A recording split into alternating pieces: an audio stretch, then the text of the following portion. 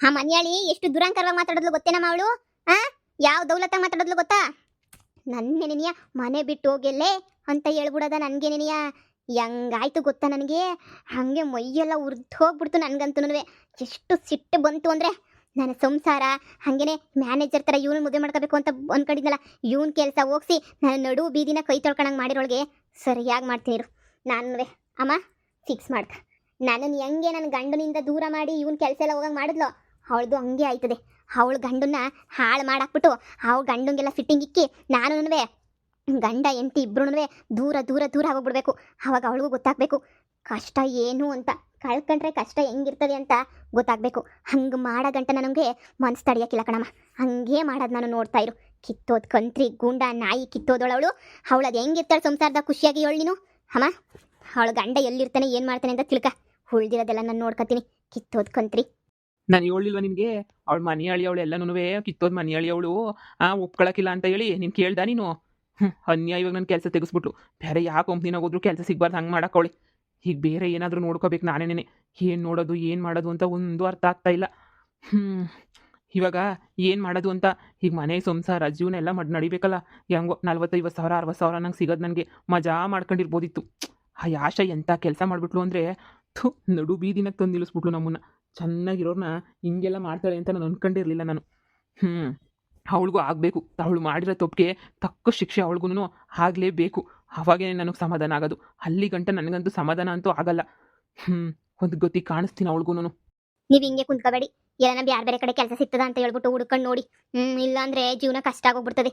ಯಾವಾಗೂ ಕಷ್ಟ ಜೀವನ ನೋಡಿ ನೋಡಿ ನೋಡಿ ತಿರ್ಗಾ ಅದೇ ಜೀವನ ನೋಡಬೇಕು ಅಂತಂದರೆ ದೇವರಣೆ ಕೇಳ್ತೀನಿ, ನಮ್ಮ ಕೈಲಿ ಆಗಕ್ಕಿಲ್ಲ. ಯಾವ ಬಡ್ಡಿ ಇದ್ದನು ಸುಮ್ಮನೆ ಜೀವನ ಕಷ್ಟಪಟ್ಕೊಂಡು, ಅದು ಬೇರೆ ಬಾಡಿಗೆ ಮನೆನಾಗೆ ಆಗದಿರೋ ಕೆಲಸ ಅದೆಲ್ಲನೂ ಹೊಸಿ ನೋಡಿ. ಯಾವನ ಸಣ್ಣ ಪುಟ್ಟ ಕೆಲಸಗಳು ಸಿಗ್ತಾವ ಅಂತ ಹೇಳ್ಬಿಟ್ಟು ಹುಡುಕ್ಬಿಟ್ಟು ನೋಡಿ.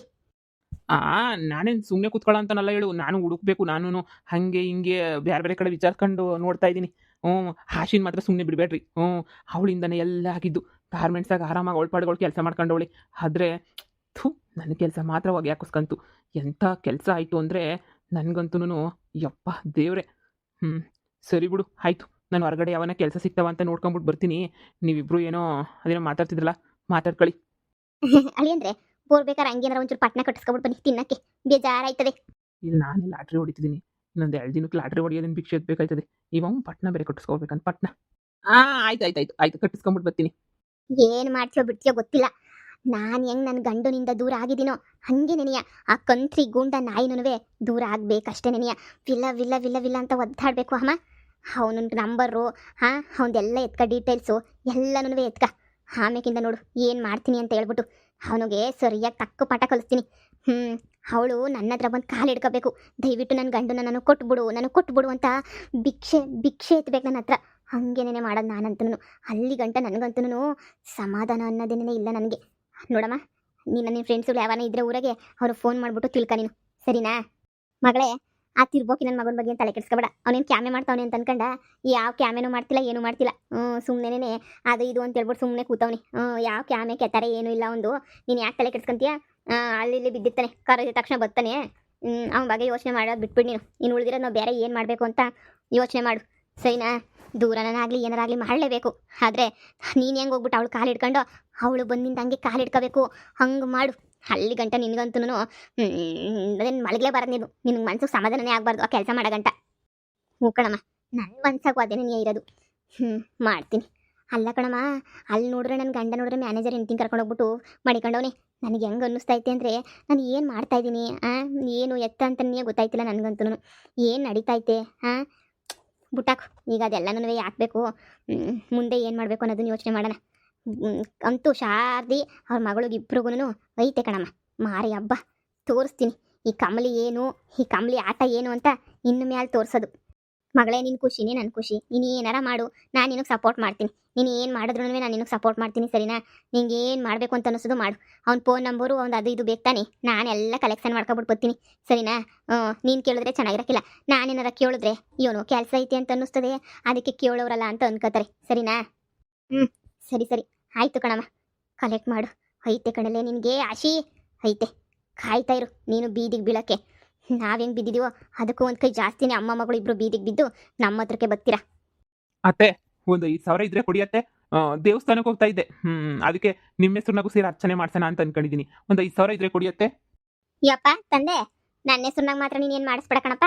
ನಿನ್ನ ಹೆಸರ್ನಾಗು ನಿಮ್ಮ ಅಮ್ಮನ ಹೆಸರ್ನಾಗು ನಿನ್ನ ಹೆಂಡತಿ ಹೆಸರ್ನಾಗು ಅದು ಎಷ್ಟನ ಮಾಡಿಸ್ಕ. ನನ್ನ ಹೆಸರ್ನಾಗ ಅರ್ಚನೆ ಮಾಡಿಸ್ಬಿಟ್ಟು ಏನು ಮಾಡಬೇಕು, ಬೇರೆ ಏನೋ ಮಾಡಿಸ್ಬಿಟ್ಟು ಏನಾಗಬೇಕು, ನನಗಂತೂ ಏನು ಬೇಕಾಗಿಲ್ಲ. ಅದು ಏನು ಮಾಡಿಸ್ಬೇಕು ಅಂತ ಅನ್ನಿಸ್ತದೋ ಮಾಡಿಸು. ನಿಂದಕ್ಕೆ ನಿನ್ನ ಹೆಸರಿಗೆ ನಾನು ತಗೊಂಡ್ಬಿಟ್ಟ ಕೇಳೋಕ್ಕೆ. ಇಲ್ಲ ಇಲ್ಲ, ಹೋಗಿ ಸುಮ್ಕೆ ನೀಯ.